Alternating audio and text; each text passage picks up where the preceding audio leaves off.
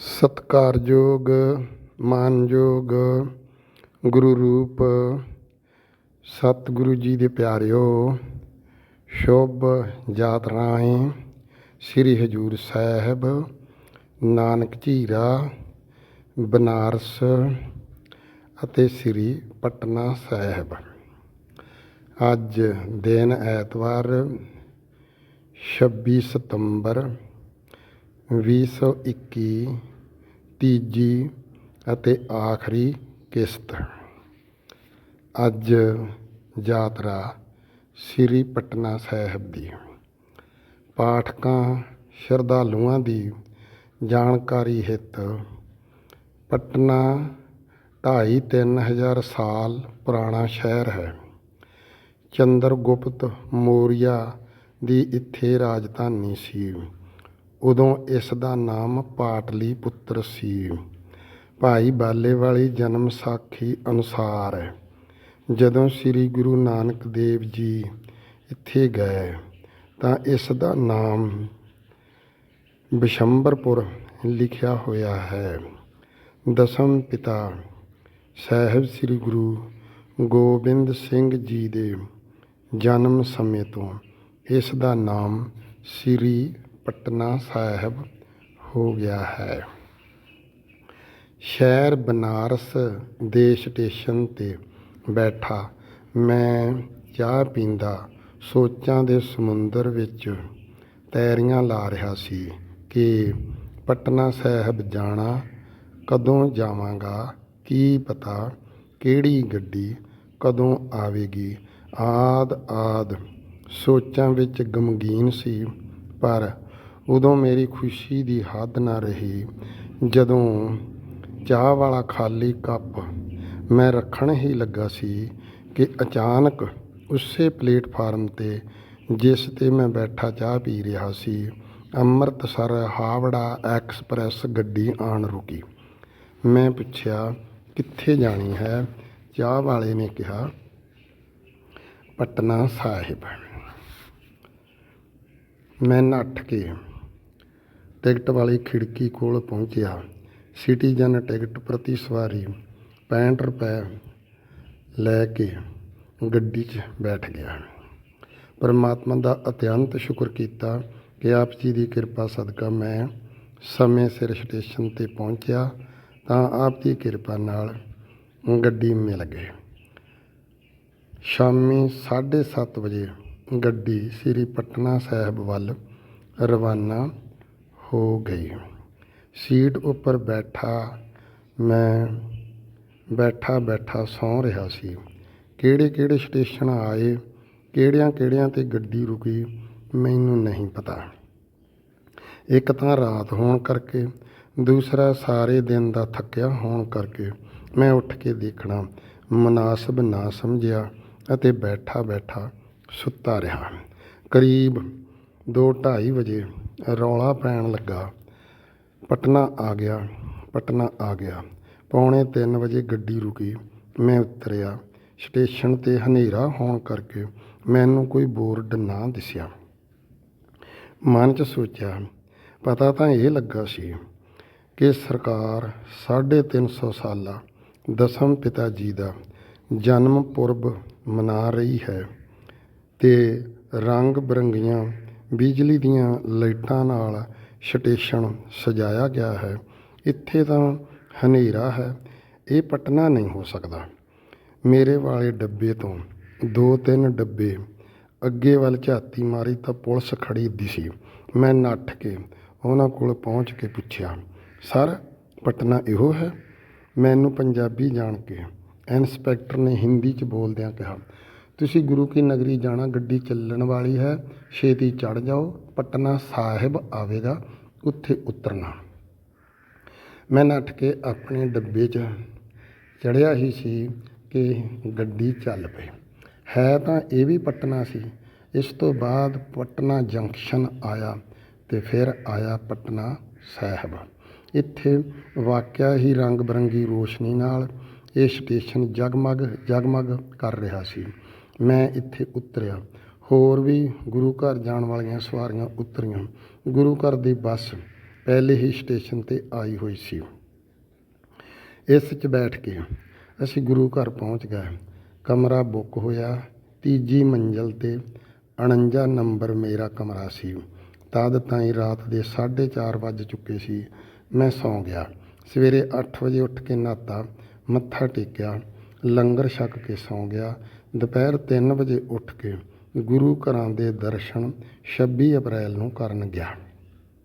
ਗੁਰੂ ਘਰ ਗੁਰਦੁਆਰਾ ਸਾਹਿਬ, ਤਖ਼ਤ ਸ੍ਰੀ ਹਰਿਮੰਦਰ ਸਾਹਿਬ, ਜਨਮ ਅਸਥਾਨ ਦਸਮ ਗੁਰੂ ਜੀ। ਗੁਰਦੁਆਰਾ ਕੰਗਣ ਘਾਟ ਗੰਗਾ ਨਦੀ ਦੇ ਕੰਢੇ 'ਤੇ ਹੈ। ਇੱਥੇ ਗੁਰੂ ਜੀ ਨੇ ਆਪਣੇ ਹੱਥੋਂ ਲਾ ਕੇ ਸੋਨੇ ਦਾ ਕੰਗਣ ਗੰਗਾ ਵਿੱਚ ਸੁੱਟ ਦਿੱਤਾ ਸੀ। ਗੁਰਦੁਆਰਾ ਪੰਡਤ ਸ਼ਿਵਦੱਤ ਮੰਦਰ। ਇਸ ਪੰਡਤ ਦੀ ਇੱਛਾ ਅਨੁਸਾਰ ਗੁਰੂ ਜੀ ਨੇ ਸ੍ਰੀ ਕ੍ਰਿਸ਼ਨ ਜੀ ਦੇ ਰੂਪ 'ਚ ਪੰਡਤ ਸ਼ਿਵਦੱਤ ਨੂੰ ਦਰਸ਼ਨ ਦਿੱਤੇ ਸੀ। ਉਸੇ ਦਿਨ ਤੋਂ ਪੰਡਤ ਜੀ ਗੁਰੂ ਘਰ ਦੇ ਸ਼ਰਧਾਲੂ ਬਣ ਗਿਆ ਸੀ। ਗੁਰਦੁਆਰਾ ਬਾਲ ਲੀਲਾ, ਮੈਣੀ ਸੰਗਤ। ਜਦੋਂ ਮੈਂ ਇਸ ਗੁਰਦੁਆਰੇ ਗਿਆ ਤਾਂ ਇਹ ਗੁਰਦੁਆਰਾ ਉਸਾਰੀ ਅਧੀਨ ਨਵ ਉਸਾਰੀ ਹੋ ਰਹੀ ਸੀ। ਮੈਨੂੰ ਕੋਈ ਬੋਰਡ ਨਹੀਂ ਦਿਸਿਆ। ਬਸ ਇੱਥੇ ਇਤਨੇ ਹੀ ਗੁਰਦੁਆਰੇ ਹਨ ਅਤੇ ਹੋਰ ਗੁਰਦੁਆਰੇ ਹਨ ਜੋ ਦੂਰ ਹਨ। ਬੱਸੇ ਚੜ੍ਹ ਕੇ ਜਾਣਾ ਪੈਂਦਾ। ਦੂਜੇ ਦਿਨ 27 ਅਪ੍ਰੈਲ ਨੂੰ ਬੱਸੇ ਚੜ੍ਹ ਕੇ ਗਏ। ਪ੍ਰਤੀ ਸਵਾਰੀ 100 ਰੁਪਏ ਲੱਗਾ। ਗੁਰਦੁਆਰਾ ਸੁਨਾਰ ਟੋਲੀ। ਇਹ ਸਾਲਸਰਾਏ ਜੌਹਰੀ ਦਾ ਘਰ ਹੈ। ਸ੍ਰੀ ਗੁਰੂ ਨਾਨਕ ਦੇਵ ਜੀ ਮਰਦਾਨੇ ਸਮੇਤ ਇੱਥੇ ਆਏ ਸੀ। ਇਸ ਯਾਦ ਵਿੱਚ ਇਹ ਗੁਰਦੁਆਰਾ ਹੈ। ਗੁਰਦੁਆਰਾ ਗਊ ਘਾਟ। ਗੁਰਦੁਆਰੇ 'ਚ ਲੱਗੇ ਬੋਰਡ ਅਨੁਸਾਰ ਇੱਥੇ ਇੱਕ ਜੈਤਮਲ ਨਾਮ ਦਾ ਸੰਤ ਰਹਿੰਦਾ ਸੀ। ਸ੍ਰੀ ਗੁਰੂ ਨਾਨਕ ਦੇਵ ਜੀ ਕੋਲੋਂ ਉਸ ਸੰਤ ਨੇ ਮੌਤ ਮੰਗੀ ਸੀ, ਕਿਉਂਕਿ ਇਸ ਦੀ ਉਮਰ ਉਸ ਸਮੇਂ 300 ਸਾਲ ਹੋ ਗਈ ਸੀ ਅਤੇ ਇਸ਼ਨਾਨ ਕਿਰਿਆ ਕਰਨੀ ਔਖੀ ਸੀ। ਗੁਰੂ ਜੀ ਨੇ ਕਿਹਾ, 9ਵੇਂ ਜਾਮੇ 'ਚ ਆਣ ਕੇ ਤੇਰੀ ਬੇਨਤੀ ਪ੍ਰਵਾਨ ਕਰਾਂਗੇ। ਤਦ ਤਾਈਂ ਸਿੱਖੀ ਦਾ ਪ੍ਰਚਾਰ ਕਰ। ਅੱਜ ਤੋਂ ਗੰਗਾ ਤੇਰਾ ਇਸ਼ਨਾਨ ਆਪ ਕਰਾਇਆ ਕਰੇਗੀ। ਉਸ ਦਿਨ ਤੋਂ ਗੰਗਾ ਗਊ ਦਾ ਰੂਪ ਧਾਰ ਕੇ ਆਉਂਦੀ ਅਤੇ ਆਪਣੇ ਮੂੰਹ 'ਚ ਪਾਣੀ ਭਰ ਲਿਆਉਂਦੀ, ਇਸ਼ਨਾਨ ਕਰਾ ਕੇ ਮੁੜ ਜਾਂਦੀ। ਇਸੇ ਕਰਕੇ ਗੁਰੂ ਘਰ ਦਾ ਨਾਮ ਗਊ ਘਾਟ ਹੈ। 175 ਸਾਲਾਂ ਬਾਅਦ 9ਵੇਂ ਗੁਰੂ ਜੀ ਗਏ ਤਾਂ ਜੈਤਮਲ ਦੀ ਬੇਨਤੀ ਪ੍ਰਵਾਨ ਹੋਈ ਅਤੇ ਮੁਕਤ ਹੋਇਆ। ਜੈਤਮਲ ਦੀ ਕੁੱਲ ਉਮਰ 475 ਸਾਲ ਹੋਈ।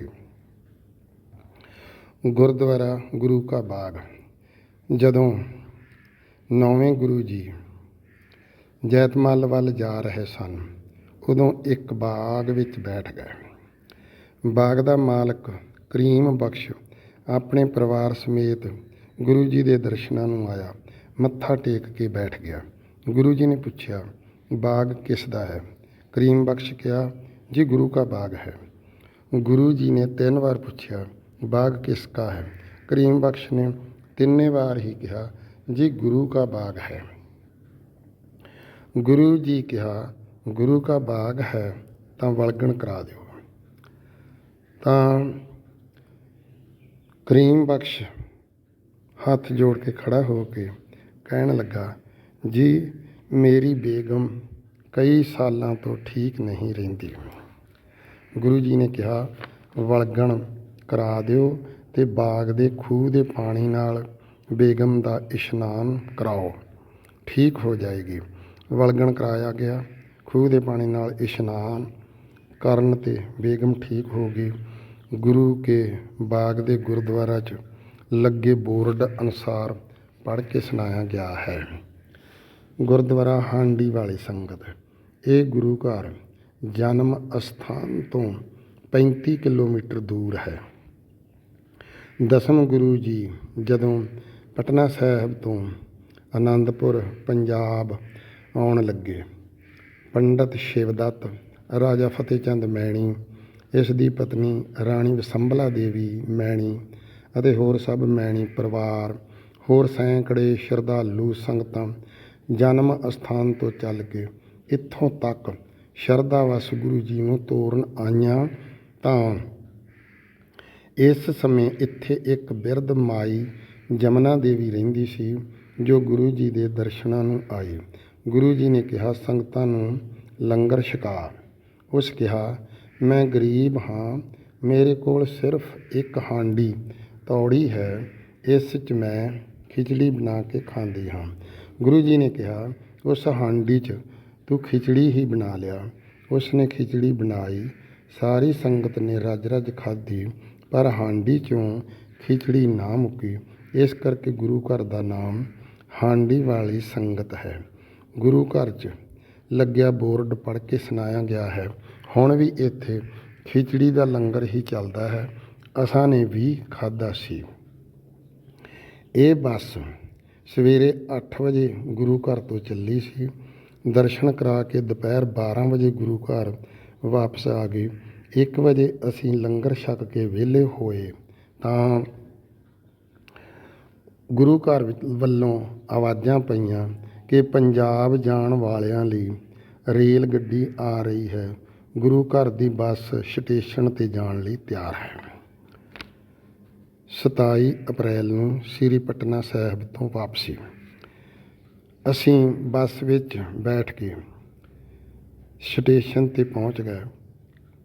ਟਿਕਟ ਲਈ ਅੰਬਾਲਾ ਛਾਉਣੀ। ਸਿਟੀਜ਼ਨ ਟਿਕਟ 180 ਰੁਪਏ ਲੱਗੇ।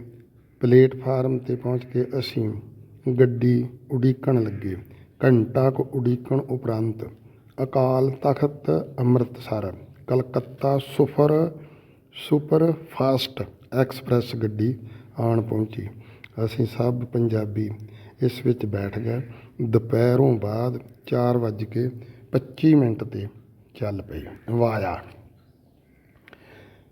ਇਸ ਸਟੇਸ਼ਨ ਤੋਂ ਚੱਲ ਕੇ ਪਟਨਾ ਜੰਕਸ਼ਨ ਰੁਕੀ। ਪਿੱਛੋਂ ਉਦਣ ਰਾਤ ਵਾਲਾ ਪਟਨਾ ਵੀ ਆਇਆ ਸੀ, ਇੱਥੇ ਰੁਕੀ ਨਹੀਂ।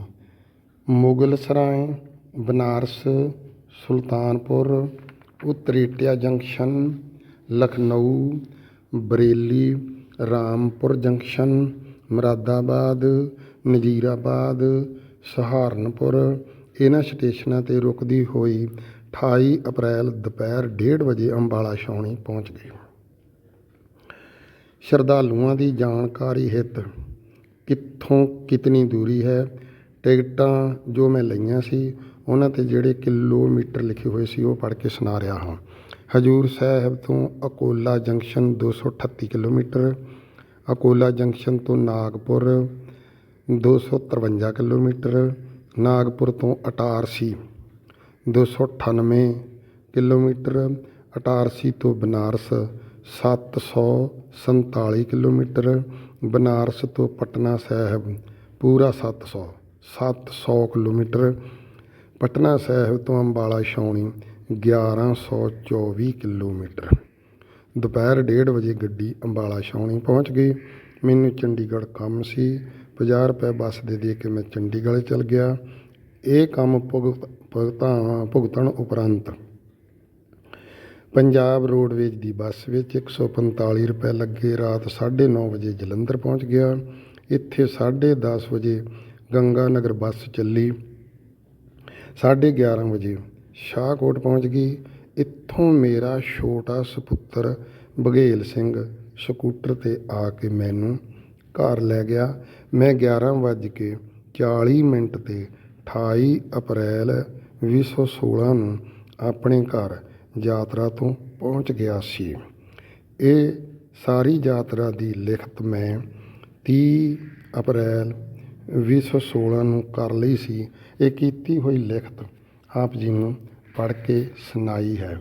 ਅਤੇ ਹੁਣ ਅਗਲੇ ਐਤਵਾਰ 3 ਅਕਤੂਬਰ 2021 ਨੂੰ ਸ੍ਰੀ ਰਾਮਾਇਣ ਸਾਹਿਬ ਦੇ ਲਿਖਾਰੀ ਭਗਵਾਨ ਵਾਲਮੀਕ ਜੀ ਦਾ ਖੋਜ ਭਰਪੂਰ ਲੇਖ ਆਰੰਭ ਕਰਾਂਗਾ। ਕਈ ਸਾਲਾਂ ਦੀ ਮਿਹਨਤ ਅਤੇ ਕਈ ਗ੍ਰੰਥਾਂ ਦੀ ਖੋਜ ਸਦਕਾ ਖੋਜ ਇਸ ਮੁਕਾਮ 'ਤੇ ਪਹੁੰਚੀ ਹੈ ਕਿ ਭਾਈ ਗੁਰਦਾਸ ਜੀ ਦੀ ਵਾਰ ਵਾਟੇ ਮਾਨਸ ਮਾਰਦਾ ਵਾਲਾ ਰਾਮਾਇਣ ਦਾ ਲਿਖਾਰੀ ਨਹੀਂ ਅਤੇ ਸ੍ਰੀ ਗੁਰੂ ਗ੍ਰੰਥ ਸਾਹਿਬ ਦੇ ਵਿੱਚ ਜਿਸ ਦਾ 4 ਵਾਰੀ ਜ਼ਿਕਰ ਆਉਂਦਾ ਹੈ, ਇਸ ਨਾਮ ਵਾਲਾ ਵੀ ਰਮਾਇਣ ਦਾ ਲਿਖਾਰੀ ਨਹੀਂ। ਸੋ ਆਸ ਕਰਦਾ ਹਾਂ ਕਿ ਜਿਹੜੇ ਕਥਾਵਾਚਕ, ਪ੍ਰਚਾਰਕ ਅਤੇ ਬੁੱਧੀਜੀਵੀ ਜਦੋਂ ਇਹ ਪ੍ਰਸੰਗ ਸ਼ੁਰੂ ਕਰਦੇ ਹਨ ਤਾਂ ਵਾਦ ਵਿਵਾਦ ਖੜ੍ਹਾ ਹੋ ਜਾਂਦਾ ਹੈ। ਆਸ ਕਰਦਾ ਹਾਂ ਕਿ ਇਹ ਪ੍ਰਸੰਗ ਪੜ੍ਹ ਕੇ, ਸੁਣ ਕੇ, ਵਿਚਾਰ ਕੇ ਵਾਦ ਵਿਵਾਦ ਖਤਮ ਹੋ ਜਾਵੇਗਾ। ਸੋ ਮੈਂ ਸਮੂਹ ਸ਼ਰਧਾਲੂਆਂ ਅਤੇ ਸੰਗਤਾਂ ਨੂੰ ਬੇਨਤੀ ਕਰਦਾ ਹਾਂ ਕਿ ਇਸ ਜੋ ਪ੍ਰਸੰਗ ਲਿਖਾਂਗਾ 3 ਜਾਂ 4 ਕਿਸ਼ਤਾਂ ਵਿੱਚ ਪੂਰਾ ਹੋਵੇਗਾ। ਇਸ ਨੂੰ ਬੜਾ ਗੌਰ ਨਾਲ ਸਮਝਣਾ, ਵਿਚਾਰਨਾ, ਪੜ੍ਹਨਾ, ਸੁਣਨਾ ਅਤੇ ਫਿਰ ਸਮਝਣਾ। ਸੋ ਇਸ 'ਤੇ ਮੈਂ ਆਪਣਾ ਐਡਰੈਸ ਦਿੰਦਾ ਹਾਂ। ਜੇ ਕੋਈ ਪ੍ਰਸ਼ਨ ਕਰਨਾ ਚਾਹੇ, ਆਪ ਦਾ ਸ਼ੁਭ ਚਿੰਤਕ ਦਾਸਾਨ ਦਾਸ ਬਲਵੀਰ ਸਿੰਘ, ਵਾਸੀ ਮੀਏਵਾਲ, ਮੌਲਵੀਆਂ ਸ਼ਾਹਕੋਟ, ਜ਼ਿਲ੍ਹਾ ਜਲੰਧਰ, ਪੰਜਾਬ।